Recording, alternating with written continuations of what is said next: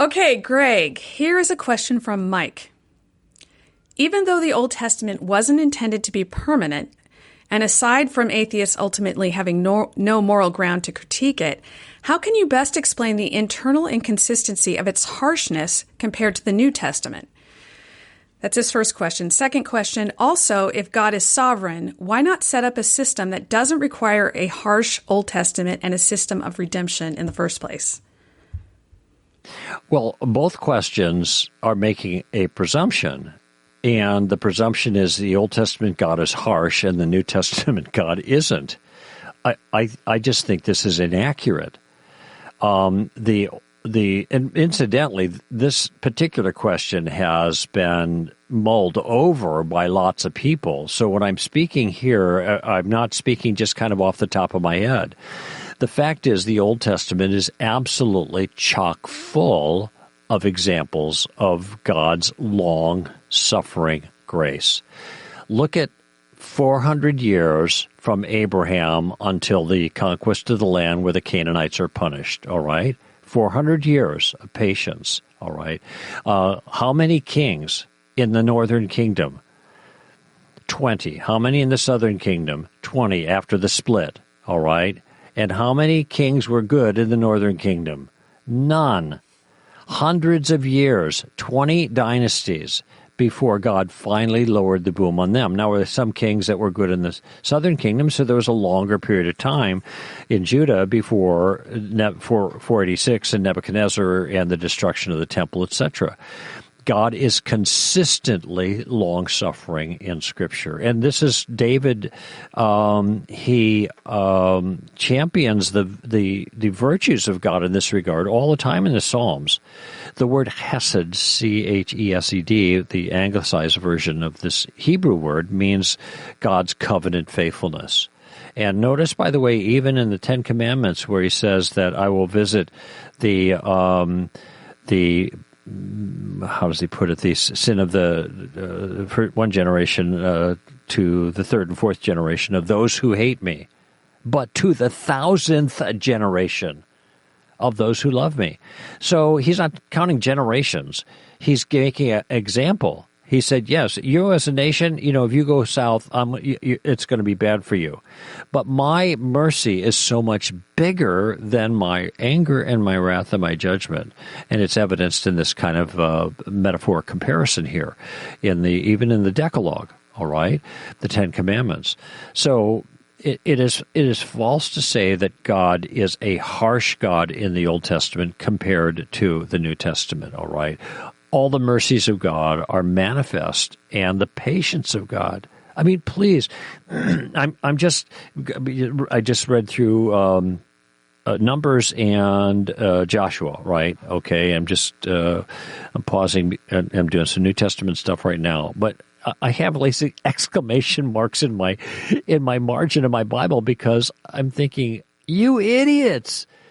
You idiots, look at what God has done to all the people that screwed up and all the people that opposed you and how God has blessed you when you obey him. And now you're going the other way again. You idiots. How could you do that? But see, God is still faithful. Now, there's judgment that comes, but, God is still faithful to Israel, all right? And when they broke the new covenant, what did he do? Enough for you guys? When they broke the old covenant, what did he do? Okay, I'm done with you guys. All right. There is a little bit of language like that where God's, in a sense, expressing frustration. And I think that's kind of an anthropomorphism again, because the fact is, he comes back and he is faithful to Israel. He's not going to abandon them. Okay, you broke the old covenant. I'm going to give you a new one you can't break. Jeremiah 31:31 and following. Okay. And then he goes on and talks about the new covenant. So there is God's mercy and long-suffering and chesed, covenant faithfulness, all over the Old Testament. Now, the New Testament, Jesus meek and mild. It's interesting. For God so loved the world that he gave his only begotten Son, so that whoever believes in him would not perish, but have everlasting life. Oh, that's nice. That's the loving God, right? You keep reading. That's John 3:16. John 3:36. He who believes in the Son has life. He who does not believe, the wrath of God abides on him. Okay, and there might be a little bit different emphasis in the New Testament, at least in the life of Jesus. But the warnings are replete. And in fact, you look at Acts chapter 10, and there's Cornelius, and then if you believe in the message, you believe in him, there's going to be forgiveness of sins. Implication, if you don't believe, there's no forgiveness. Then you got, Acts 18, and Paul's on Mars Hill, and he said, God, here's the God you're worshiping. Let me tell you about them. You worship in ignorance. I'll tell you the truth about him. Look at what he's done. He's done all these nice things to make it easy to understand and to see him. But he's set a man that he's going to judge the world. All right? He's sending a man. His name is Jesus, having provided proof by raising him from the dead. Wow, there's judgment there. All right. And then, of course, in the book of Revelation, we get a picture of that, and that is not a pretty picture at all. Now it all comes down. So I don't accept the character, the claim that the biblical characterization of God is a different one in the Old Testament than in the New Testament. In both cases, you find vibrant and rich and substantive examples of wrath and anger, harshness, if you will, and also of mercy and forgiveness. Mm-hmm.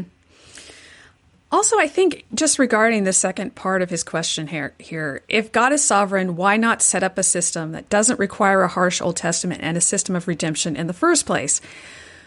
One of the first things you have to note here is that this is one story. This is not two separate stories. This is one story.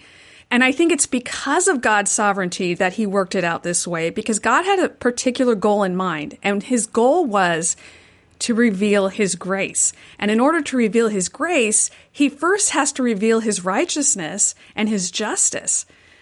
And just this morning, I was reading in Romans, and I came across in chapter 5 when Paul is talking about how we all died in Adam. And he's talking about how through Adam's one sin, we all came under judgment. And he says, the law came in so that the transgression would increase. In other words, the law reveals our sin, because he also says in chapter 7, I would not have come to know sin except through the law. So when the law shows us our sin, it reveals who we are already. It's only bringing out our own sin and helping us realize how far we are from God's righteousness. So the law was really important in doing that. The law was here to lead us to Christ. The law was here, and note that in Galatians, Paul makes a big deal, and this goes back to the first part of Mike's question here. Paul talks about how Abraham was saved by faith. That was by grace. His faith was credited to him as righteousness.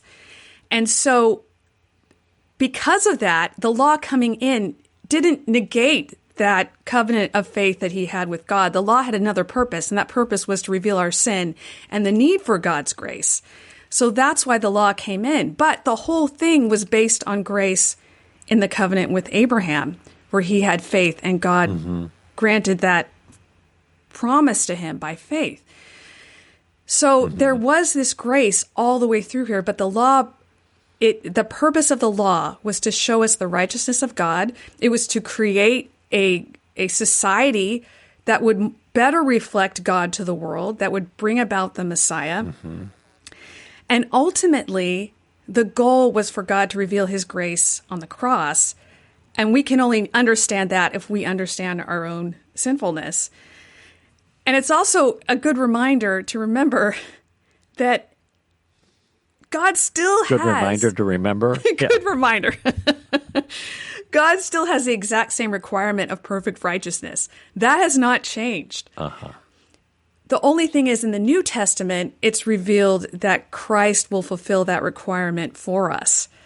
So you get an understanding, a full revelation. Again, one story. First is revealed our sinfulness in light, but still wrapped up in God's grace. But ultimately, it's revealed that by grace that we'll have the righteousness of Christ, not by law. The law is there to reveal our sin. So there's a lot going on here, but the New Testament has so much to say about the law, especially in Hebrews, in Galatians, and in Romans. So that would be a good place to start if you want to read about what the Bible has to say about the law and the New Testament and how those two things work together.